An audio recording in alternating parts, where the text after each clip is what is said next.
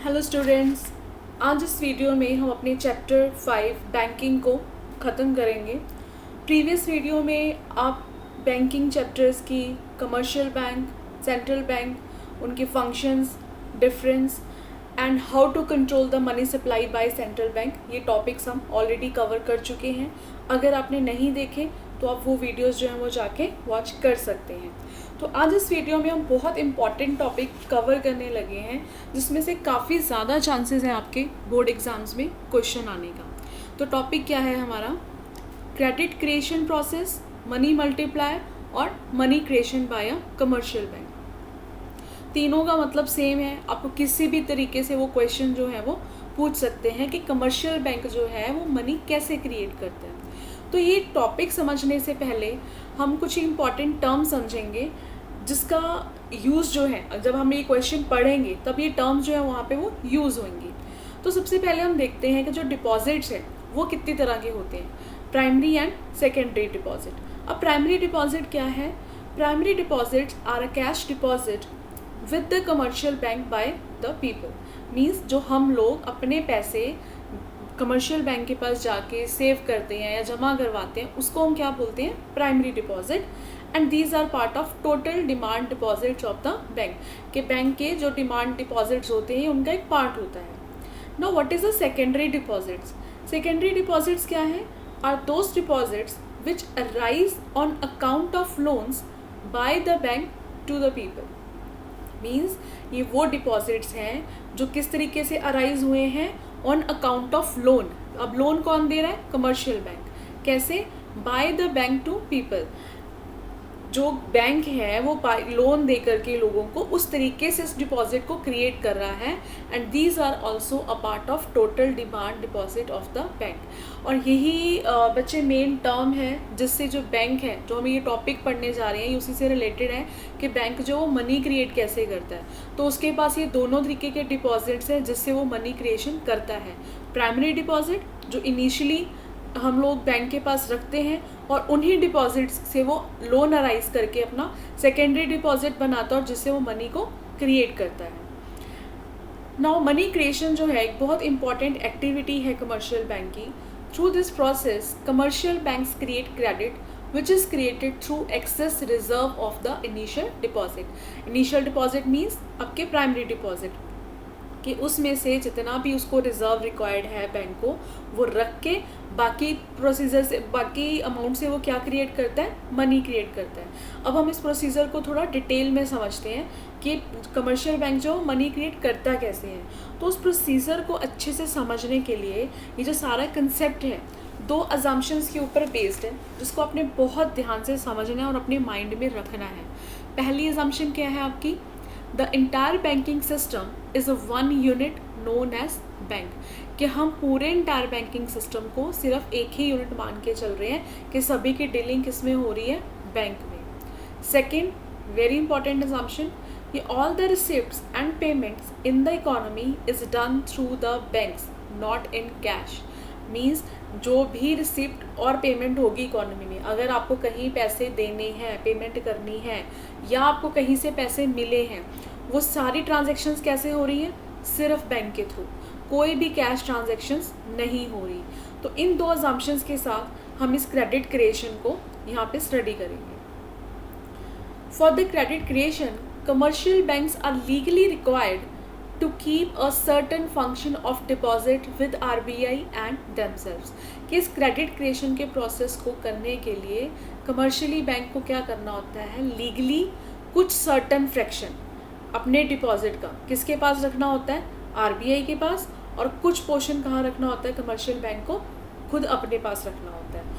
और इसी फ्रैक्शन को हमने क्या पढ़ा था लास्ट वीडियो में? Legal reserve ratio. ये इंपॉर्टेंट टर्म्स में आपने बहुत अच्छे से समझा था, जिसमें लीगल रिजर्व रेशो में आपका CRR एंड SLR आता है।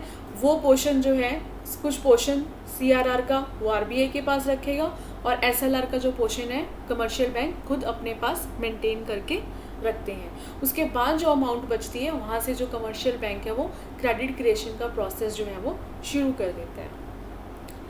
The bank knows that all the customers will not come in one go to withdraw their money and there is constant flow of money with the bank। अब banks को अपनी जो पास history है ना बच्चे, उसके बेसिस पे पता होता है कि उसके पास जितने भी कस्टमर के जो डिपॉजिट्स पैसे जमा हैं वो सभी कस्टमर एक ही दिन या एक ही बार में तो पैसे अपने विड्रॉ करने नहीं आएंगे। तो उसी के हिसाब से why only a fraction of deposit is kept as a reserve, इसीलिए उसमें से जो डिपॉजिट्स उसके पास होते हैं सिर्फ उसका कुछ फ्रैक्शन, कुछ हिस्सा वो अपने पास एज ए रिजर्व रखता है और बाकी की अमाउंट कमर्शियल बैंक क्या करेगा, मनी क्रिएशन में यूज़ करेगा। अब इस कंसेप्ट को समझने के लिए हम एक हाइपोथेटिकल एग्जांपल लेते हैं। इस वर्ड को नोट कीजिएगा बिकॉज क्वेश्चन जो है आपको क्वेश्चन आंसर सेम चलेगा। क्वेश्चन अगर आप देखोगे बाद में, और इस वीडियो में मैं आपको एक और चीज़ बताना चाहूँगी, इस टॉपिक के एंड में मैं आपके साथ इस वीडियो में इस चैप्टर के सबसे इम्पॉर्टेंट क्वेश्चंस डिस्कस करूँगी जिनकी हाईली पॉसिबिलिटीज़ हैं कि आपके बोर्ड एग्जाम्स में आते हैं, और कुछ क्वेश्चंस मैंने जो लास्ट ईयर इकोनॉमिक्स के एग्ज़ाम्स में आए हैं वो बीच में पिक भी किए हैं, वो भी मैं आपको सॉल्व करके दिखाऊंगी कि क्वेश्चंस जो हैं किस तरीके से अराइज हो सकते हैं इस क्वेश्चंस में। तो आपको एक क्वेश्चन ऐसे ही आ सकता है कि आपको ये क्रेडिट क्रिएशन का प्रोसेस समझाना है एक हाइपोथेटिकल एग्जांपल से, मीन्स अपनी तरफ से आपको सपोज करना है, वो एक जितनी अमाउंट है, टर्म्स हैं, वो आपको अपने हिसाब से लेके इस कंसेप्ट को आपको समझाना है, एक्सप्लेन करना है। ठीक है, तो हम अपनी एग्जाम्पल देखते हैं हम क्या लेके चल रहे हैं। सपोज कर लो the initial deposit in the bank are ₹1000। अब इनिशियल डिपॉजिट मीन्स किसकी बात हो रही है आपके पास, प्राइमरी डिपॉजिट कि सपोज करो बैंक के पास जो सबसे पहले शुरुआत के डिपॉजिट्स हैं या प्राइमरी डिपॉजिट है वो कितने हैं, 1000 है, और LRR कितनी है हमें 10%, यानी कि ये आपको रिजर्व रखनी है। उसके अलावा जो अमाउंट बचेगी वो कमर्शियल बैंक क्या कर सकता है, loan as a loan provide कर सकता है। Now the bank will keep 10% of ₹1000 as reserves, sorry यहाँ पे 1000 आएगा, 1000 रुपीज़ का 10% जो है बैंक क्या रखेगा, रिजर्व रखेगा अपने पास, एंड गिव द रेस्ट ₹900, बाकी के जो 900 बचते हैं वो उसको पब्लिक को एज ए लोन जो है वो दे सकता है। और इसको हम कहाँ लेके चलते हैं, अपने राउंड 1 में। Since all transactions are routed through the banks, the money comes back to the bank in the form of deposit by the receiver of this money.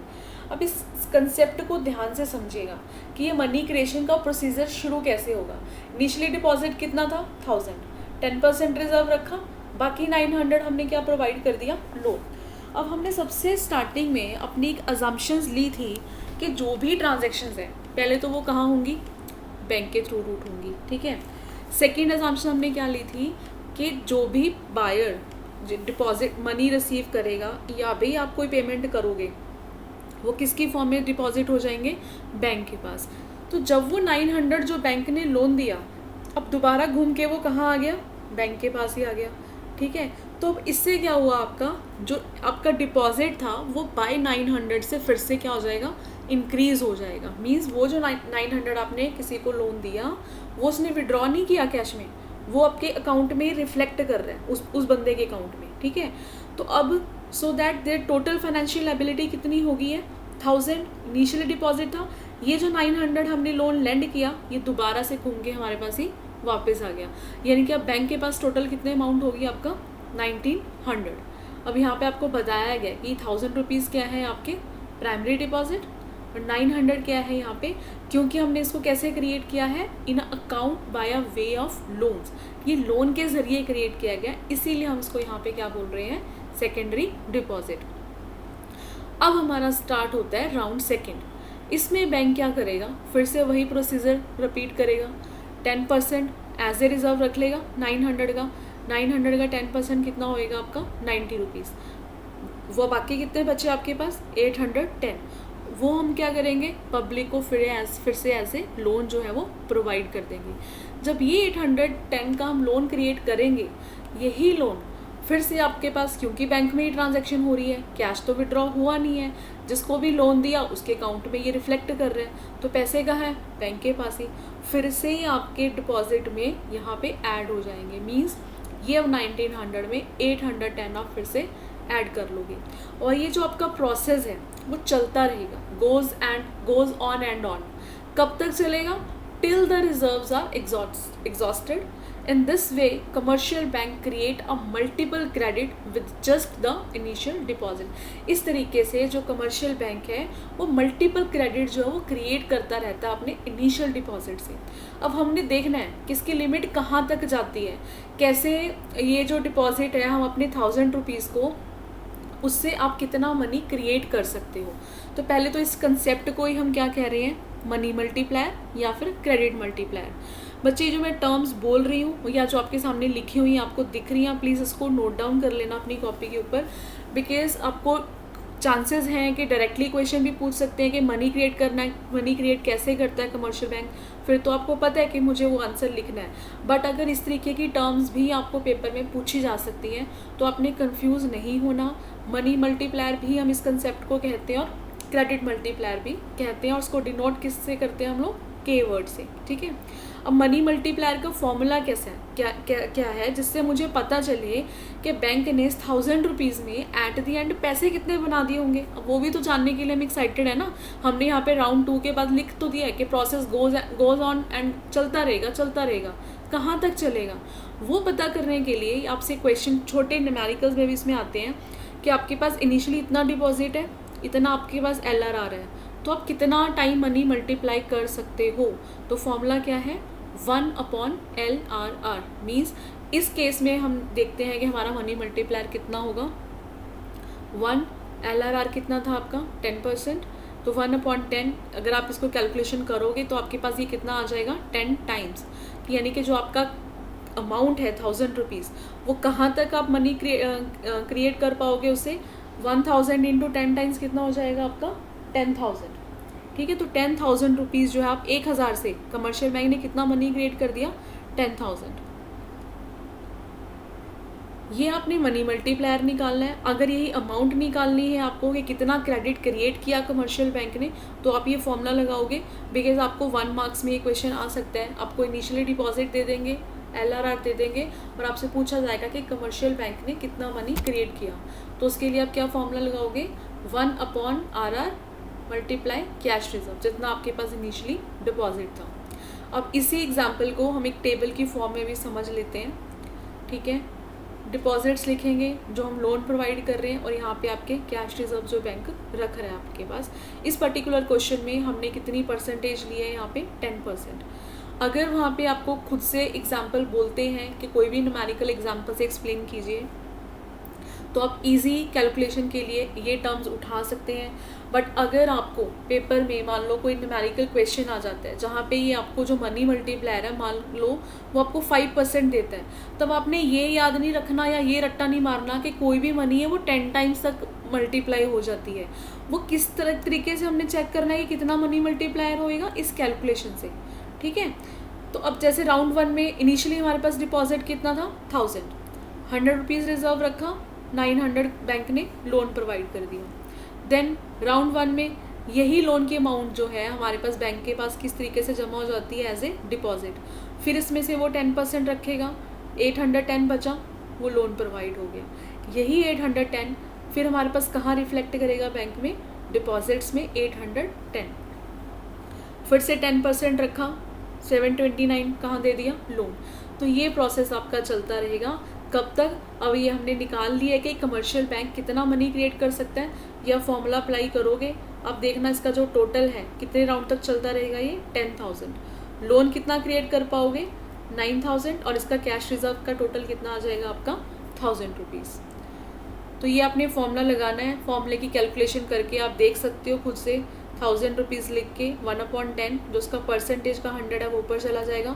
Calculation करोगे तो आपको अमाउंट पता चल जाएगी कि कमर्शियल बैंक ने at the end कितना जो मनी है वो क्रिएट किया है। तो अगर आपको इस टॉपिक पे क्वेश्चन आता है, आपने अपनी अजम्पशन से स्टार्ट करना है, वो ज़रूर लिखनी है कि आप क्या अज्यूम करके चल रहे हो कि सारी ट्रांजेक्शन बैंक के थ्रू हो रही हैं, कोई कैश ट्रांजैक्शन नहीं है, और सारे बैंकिंग सिस्टम को हम क्या मान के चल रहे हैं, एक ही बैंक यूनिट। उसके बाद आप अपना जो ये एग्जाम्पल के साथ आप अपना आंसर जो है वो स्टार्ट कर सकते हो, ठीक है। अब हम इस चैप्टर के देखेंगे इम्पॉर्टेंट क्वेश्चंस जो एग्जामिनेशन पॉइंट ऑफ व्यू से इम्पॉर्टेंट है। आपको मोस्टली प्रॉब्ली जो क्वेश्चंस हैं वो एग्जाम से पूछे जाते हैं। तो पहले जो अभी हमने टॉपिक कवर करा है उसी से रिलेटेड क्वेश्चंस देखते हैं कि वो क्या क्या आपसे पूछ सकते हैं। तो चलिए फर्स्ट क्वेश्चन देखते हैं।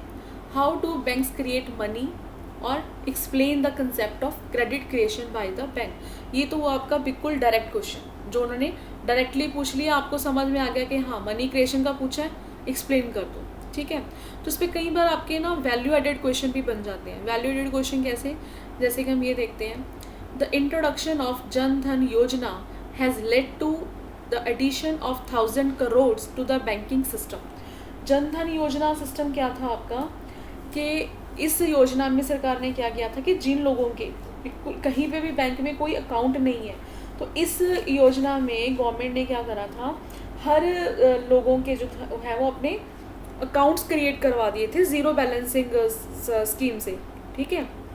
तो इससे फ़ायदा क्या हुआ, ये स्कीम गवर्नमेंट ने चलाई क्यों, लोगों के अंदर बैंकिंग हैबिट को क्रिएट करने के लिए, ग्रो करने के लिए, ताकि जो लोग हैं अपनी सेविंग में से कुछ पैसा बचाएं और जाके उसको बैंक में जो है वो अपना जमा करवाना शुरू करें।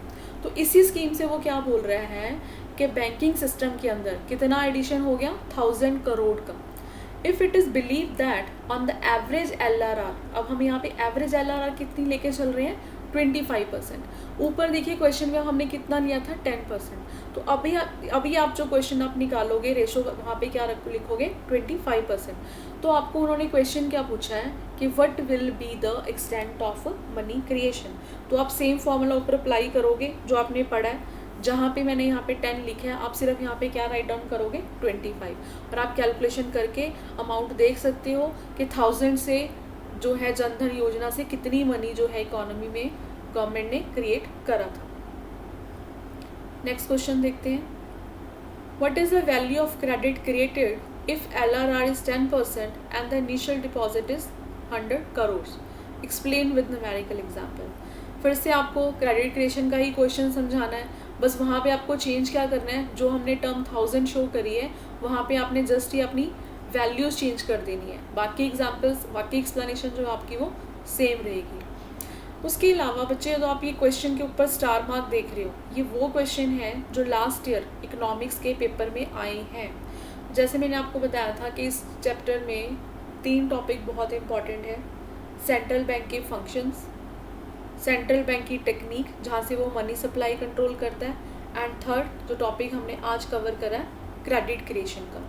तो सेंट्रल बैंक के जो फंक्शंस हैं, चांसेस कम होते हैं कि वो डायरेक्ट आपसे पूछे कि what are the functions of central bank. Exam में वो अपनी चॉइस के फंक्शन आपको दे के पूछते हैं, और ये क्वेश्चन जो हैं पेपर में 4 मार्क्स के अंदर आए हुए हैं। तो यानी कि एक भी कोई भी वो एक फंक्शन भी आपसे पकड़ के एक्सप्लेन करने के लिए बोल सकते हैं। अब जब आपको ये 4 नंबर के अंदर आया है तो आपको ये डिटेल में आपको एक्सप्लेन करना है अच्छी तरह से। तो ये कौन से 2 फंक्शन आए थे लास्ट ईयर में, explain the lender of last resort. ये क्वेश्चन काफ़ी बार रिपीट होता है। लेंडर ऑफ लास्ट रिजोर्ट में हमने क्या करा था कि जब कमर्शियल बैंक के पास सभी सोर्सेज से ट्राई करने के बाद भी वो फेल हो जाता है कि उसको कहीं से भी पैसे नहीं मिलते हैं, तो लास्ट रिजॉर्ट मीन्स क्या बताया था मैंने, आखिरी किनारा, कि उसको पैसे फिर कहाँ से मिलेंगे, सेंट्रल बैंक से। तो उस सिचुएशन में सेंट्रल बैंक जो है वो कमर्शियल बैंक को लोन प्रोवाइड करता है। तो इसीलिए वहाँ पे उस सिचुएशन में सेंट्रल बैंक कौन सा फंक्शन परफॉर्म करता है, lender of last resort. Next question आया हुआ है आपके पास, explain the government's bank function of the central bank. कि जो सेंट्रल बैंक है वो किसका बैंक मान के चलते हैं हम लोग, गवर्नमेंट का, क्योंकि उसे उसकी डीलिंग किसके साथ होती है, गवर्नमेंट के साथ, पब्लिक के साथ नहीं होती है। पब्लिक जिस बैंक के साथ डीलिंग करती है उसको हम क्या बोलते हैं, कमर्शियल बैंक। तो जितने भी फंक्शन हैं सेंट्रल बैंक के वो अपने बहुत अच्छे से एक्सप्लेनेशन याद करनी है, बिकॉज उसमें से वो डायरेक्ट इस तरीके से भी क्वेश्चन पूछ सकते हैं। आपके पास MCQs में भी क्वेश्चन जो हैं वो इसमें से निकलते हैं, वो कैसे हम आगे देखेंगे। नेक्स्ट इंपॉर्टेंट फंक्शन देखिए जो क्वेश्चन पूछा जाता है ज़्यादातर, explain the currency authority function of the central bank. Currency authority में जो हमने सबसे पहले किया था, जहाँ पे उसके पास क्या किया था हमने, नोट इशू का, इशू करने की जो अथॉरिटी है सेंट्रल बैंक के पास, जिसको बैंक ऑफ इशूइंग नोट्स भी कहते हैं, वो फंक्शन आपको इस पॉइंट में एक्सप्लेन करना है। नेक्स्ट क्वेश्चन देखते हैं, how can Jan Dhan Yojana be used as an instrument to increase the supply of money by the commercial bank. कि कमर्शियल बैंक ने ये जो योजना गवर्नमेंट लेके आई थी जन धन योजना, इस इंस्ट्रूमेंट को कैसे यूज़ करके इकोनॉमी में जो मनी की सप्लाई है उसको इंक्रीज़ करें। तो इसको हम थोड़ा सा एग्जांपल के साथ समझते हैं इस क्वेश्चन को। A large section of the population in India does not have access to the banking system. Banking system इतने टाइम से डेवलप है, फिर भी उसके होने के बावजूद भी इंडिया की पॉपुलेशन में क्या निकाला गया कि काफ़ी लोगों के पास आज भी बैंकिंग सिस्टम का एक्सेस नहीं था। इसीलिए गवर्नमेंट क्या योजना लेके आई है, जन धन योजना। उसमें क्या करा गया, it prompts people to open their bank account. उनमें लोगों के काफ़ी ज़्यादा जो है पॉपुलेशन के बैंक जिनके अकाउंट नहीं थे एक्सेस बैंकिंग सिस्टम में, उनके जो अकाउंट हैं वो ओपन करेंगे। When more accounts are opened, then some of the cash balance with the people or idle cash lying with people are bound to reach the banking system as a cash deposit or a primary deposit. कि जब उनके account open होंगे, जितना भी उनके पास cash balance था, लोगों के पास जितनी थोड़ी बहुत उन्होंने सेविंग करी हुई थी या आइडल कैश जो उनके पास पड़ा हुआ था जिनको वो यूज़ नहीं कर रहे थे, तो वो कैश उन्होंने क्या करवाया, जाके बैंकिंग सिस्टम के पास डिपॉजिट करवा दिया। और यही कैश डिपॉजिट को हम क्या बोल रहे हैं यहाँ पे, प्राइमरी डिपॉजिट। अब इसी प्राइमरी डिपॉजिट को यूज़ करके बैंक क्या करेगा, सेकेंडरी डिपॉजिट के साथ लोन क्रिएट करेगा। This increase enables commercial bank to increase their cash reserve with the central bank. जब उनके primary deposit in commercial bank के इंक्रीज हो गए, उससे कमर्शियल बैंक ने क्या किया, सेंट्रल बैंक के पास जो अपना कैश रिजर्व था उसको इंक्रीज कर लिया। And if additional cash reserve with the RBI, अब एग्जाम्पल क्या लेके चल रहा है वो 10,000 और CRR मान लो 4% है, then the additional demand deposit the bank can create. अब और एडिशनल डिमांड वो कितनी क्रिएट कर सकता है, तो मैंने आपको क्या फॉर्मूला बताया था इसका, 1/LRR, यहाँ पे CRR दिए तो आप वो लिखोगे, मल्टीप्लाई आपका इनिशियली डिपॉजिट। अब यहाँ पे इनिशियल डिपॉजिट आप पे कितने हैं, 10,000। तो इसके अकॉर्डिंगली अब ये 10,000 का कमर्शियल बैंक कितना मनी क्रिएट कर पाएगी, 2,50,000 मनी जो है वो क्रिएट कर सकते हैं। This is how Jan Dhan Yojana may be used as an instrument to increase the supply of money by commercial bank. तो बच्चे अगर आप ध्यान से देखोगे इस क्वेश्चन में भी उससे टॉपिक कौन सा पूछ लिया आपसे, मनी क्रिएशन का। तो आपने सिर्फ क्वेश्चन समझना है, वो घुमा फिरा के आपको पूछ वही चीज़ रहे हैं कि आपने एक्सप्लेन कैसे करना है, आपने कंफ्यूज नहीं होना, उसका मतलब समझना है कि आपसे क्वेश्चन में पूछा क्या गया। तो ये भी कुछ इंपॉर्टेंट क्वेश्चन थे जो लास्ट ईयर पेपर में आए हैं, इनको भी देख लेते हैं। क्वेश्चन है, the rate at which commercial bank borrow from the RBI to meet their long term requirement is known as. अब आपको पूछा है वो रेट जिस पे कमर्शियल बैंक ने पैसे बोरो करे, किससे, RBI से। अब यहाँ पे इंपॉर्टेंट पॉइंट क्या है, क्योंकि रेट एट विच, अब आपको टेक्निक्स याद होगी जो हमने क्वांटिटेटिव और क्वालिटेटिव करी थी। सेम जैसे मैंने आपको बोला है कि जो फंक्शंस हैं सेंट्रल बैंक के वो आपने बहुत अच्छे से याद करने हैं, क्योंकि वो इंडिविजुअली भी पूछे जा सकते हैं और उसमें से वो आपसे MCQs में भी क्वेश्चन जो है वो बना सकता है। अब सेम वे में आपके पास जो क्वांटिटेटिव्स में हमने टेक्निक्स पढ़ी थी स्पेशली, उसमें से ज़्यादातर बहुत क्वेश्चन बनते हैं। 6 टेक्निक्स पढ़ी थी आपका, bank rate, repo rate, reverse repo rate, SLR, CRR and open market operation. अब जैसे इसमें अगर आप क्वेश्चन देख रहे हो वो आपसे रेट पूछ रहा है कि कमर्शियल बैंक ने पैसे लिए हैं RBI से, ठीक है, तो उस रेट को हम क्या कहते हैं। तो अब हम पहले अपनी ऑप्शन पे चलते हैं।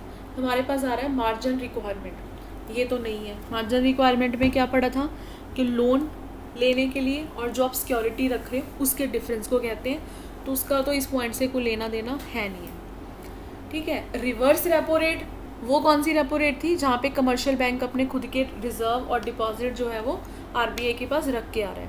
इट मीन्स ये भी नहीं है। अब मेरे पास बचती है 2 ऑप्शन, बैंक रेट और रेपो रेट। दोनों का ही मीनिंग हमने यही पढ़ा था ना, वीडियो में जाके वहाँ पे देख सकते हैं क्वांटिटेटिव टेक्निक्स जब हमने करी थी कि दोनों का ही मतलब यही था। बट इसका आंसर क्या होगा, अब हम क्वेश्चन को दोबारा अच्छे से स्टडी करते हैं। यहाँ से देखिए, to meet their long term requirement. तो बैंक रेट और रेपो रेट में बच्चों अगर आपको याद होगा मैंने यही मेन डिफरेंस करवाया था कि जो रेपो रेट है वो आप किस चीज़ पे इंटरेस्ट कब लगाती है वो, जब बैंक जो है कमर्शियल बैंक शॉर्ट टर्म के लिए उससे लोन लेता है आरबीआई से। बट जब बैंक लॉन्ग टर्म के लिए रेट रिक्वायरमेंट के लिए लोन लेते हैं तो उसको हम क्या कहते हैं, बैंक रेट। इसीलिए इसमें आपने कंफ्यूज नहीं होना, इस क्वेश्चन का आंसर आपका क्या आएगा, बैंक रेट। अब हम देखते हैं अपना next question. Read the following news report carefully. The central bank has imposed fine on Hisar urban cooperative bank limited for violation of banking norms. Banking norms मतलब रूल्स, कि यहाँ पे बैंक ने अपने कोई रूल जो हैं वो तोड़ दिए। बैंक का नाम क्या दिखा है यहाँ पे, हिसार अर्बन कोऑपरेटिव बैंक। तो उसके ऊपर सेंट्रल बैंक ने क्या लगाया, फाइन लगाया। अब ये तो होगी आपकी स्टेटमेंट। क्वेश्चन क्या पूछा है वो देखते हैं हम। According to the given report identify the function of central bank. जैसे मैंने बोला आपको, अगर डायरेक्ट नहीं पूछ रहे तो उसमें से MCQs में क्वेश्चन उठा लिया। अब आपको आपके सारे फंक्शन पहले तो याद होने चाहिए। अब इस स्टेटमेंट से उसने आपसे ये पूछा है कि आइडेंटिफाई करो कि यहाँ पे सेंट्रल बैंक के कौन से फंक्शन की बात हो रही है। अब हम आते हैं अपने ऑप्शंस के ऊपर कि हमारे पास ऑप्शंस क्या अवेलेबल है। पहली ऑप्शन है इशू ऑफ करेंसी। इस फंक्शन में क्या पढ़ा था कि सेंट्रल बैंक के पास क्या होता है, करेंसी इशू करने का राइट होता है। इसमें तो करेंसी का कोई लेना देना है नहीं है, तो ये ऑप्शन नहीं बनता। बैंकर्स टू द पब्लिक, क्या सेंट्रल बैंक पब्लिक का बैंक है, नो, तो ये भी आंसर नहीं है। Bankers to the government, bankers to the government में क्या है कि वो गवर्नमेंट का बैंक है जिसमें गवर्नमेंट के बिहाफ के ऊपर सेंट्रल बैंक फंक्शन परफॉर्म करता है। तो इस स्टेटमेंट में हमें ऐसे भी कोई लाइन नहीं मिली है। अब लास्ट ऑप्शन हमारे पास बचती है बैंकर्स बैंक। इसमें हमने क्या पढ़ा था इस फंक्शन में, बैंकर्स बैंक में, जिसमें हमने ये भी पढ़ा था कि वो एज ए सुपरवाइजरी रोल जो भी जो है सेंट्रल बैंक प्ले करता है। यानी कि बैंकर्स बैंक में क्या करता है कि सेंट्रल बैंक जो है उसको कंट्रोल करता है, रेगुलेट करता है।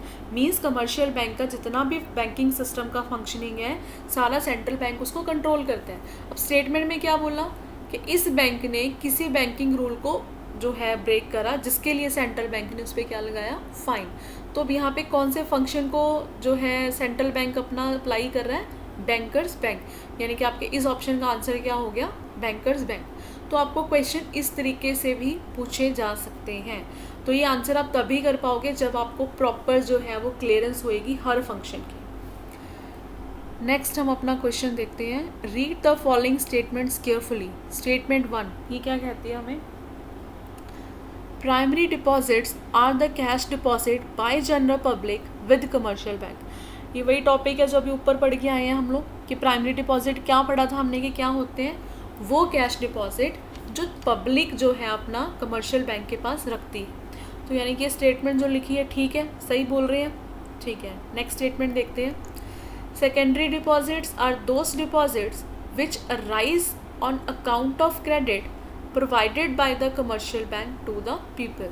मीन्स सेकेंडरी डिपॉजिट वो क्या बोल रहे हैं कि वो डिपॉजिट हैं जो किस तरीके से अराइज हुए हैं ऑन अकाउंट ऑफ क्रेडिट।